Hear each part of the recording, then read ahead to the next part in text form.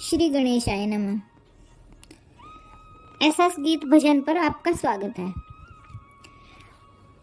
माघ मास शुरू हो चुका है और पवित्र माघ मास में प्रातः स्नान करने का विशेष महत्व है।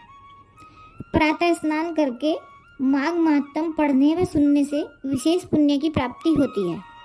इसी कथा श्रृंखला में हम आपके लिए एसएस गीत भजन पर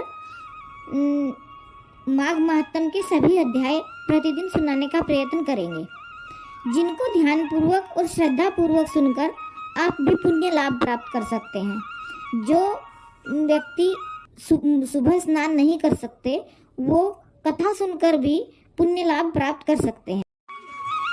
माघ मास महात्म 9वां अध्याय। यमदूत कहने लगे कि मध्याह्न के समय आया अतिथि मूर्ख, पंडित, वेद पाठी या पापी कोई भी हो, ब्रह्म के समान है। जो रात्रि के थके हुए भूखे ब्राह्मण को अन्न जल देता है, मध्याह्न के समय जिसके घर आता हुआ अतिथि निराश नहीं जाता, वह स्वर्ग का वासी होता है। अतिथि बराबर कोई धन संपत्ति तथा हित नहीं है। बहुत से राजा और मुनि अतिथि सत्कार से ब्रह्मलोक को प्राप्त हुए हैं। जो एक समय आलस्य से भी अतिथि को भोजन करा दे, वह यम द्वार नहीं देखता। केसरी ध्वज से वैवस्वत देव ने कहा था कि जो कोई इस कर्म भूमि मृत्युलोक से स्वर्गलोक जाने की इच्छा रखता है, वह अन्न का दान करे। दूत कहता है कि यमराज कहते हैं कि अन्न के बराबर दूसरा और कोई दान नहीं है।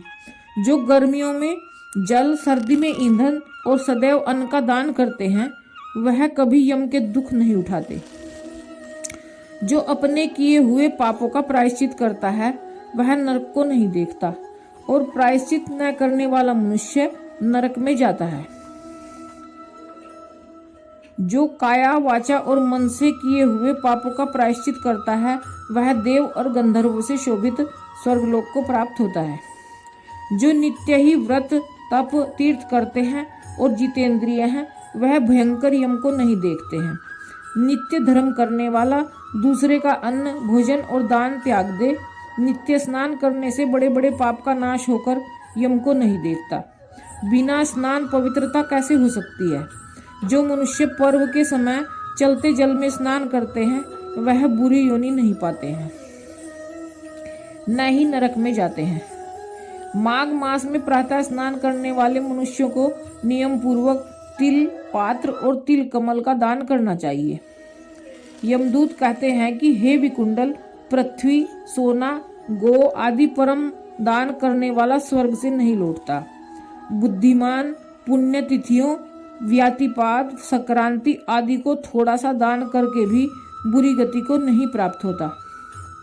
सत्यवादी, मौन रहने वाला, मीठा बोलने वाला, क्षमाशील, नीतिवान, किसी की निंदा न करने वाला, सब प्राणियों पर दया करने वाला, पराये धन को तृण के समान समझने वाला मनुष्य कभी नरक को नहीं भोगता। 9वां अध्याय समाप्त।